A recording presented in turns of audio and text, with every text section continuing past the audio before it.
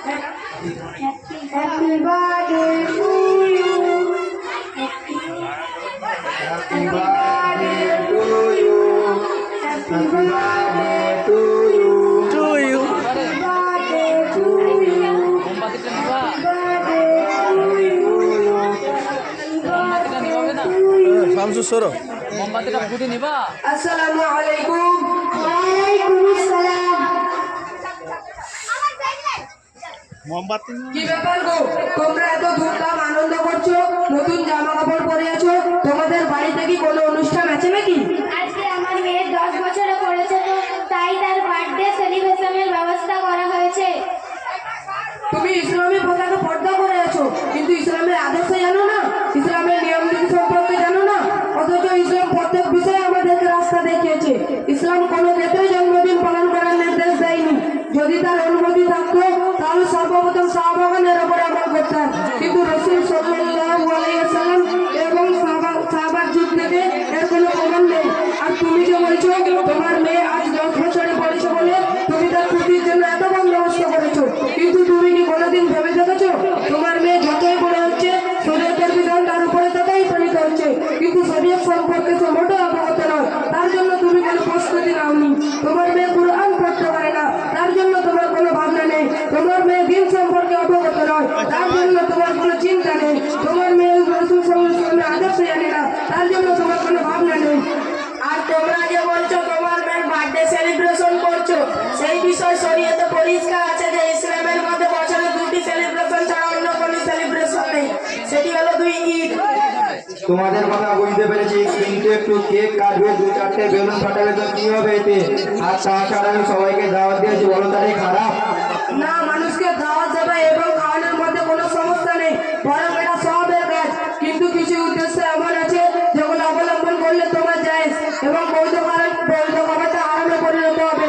যে উদ্দেশ্য খাওয়াবে সে উদ্দেশ্য হালাল হতে হবে।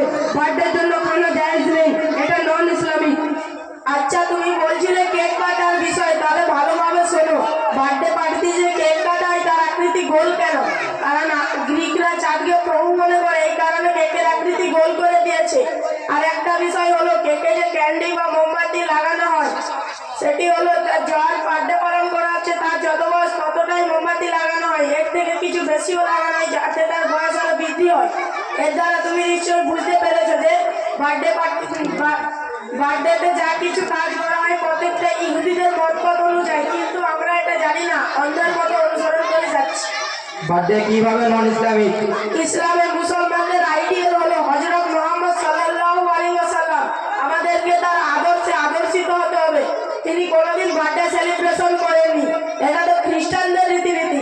আমরা মুসলমান হয়ে কিভাবে খ্রিস্টানদের রীতিনীতি অনুসরণ করতে পারি?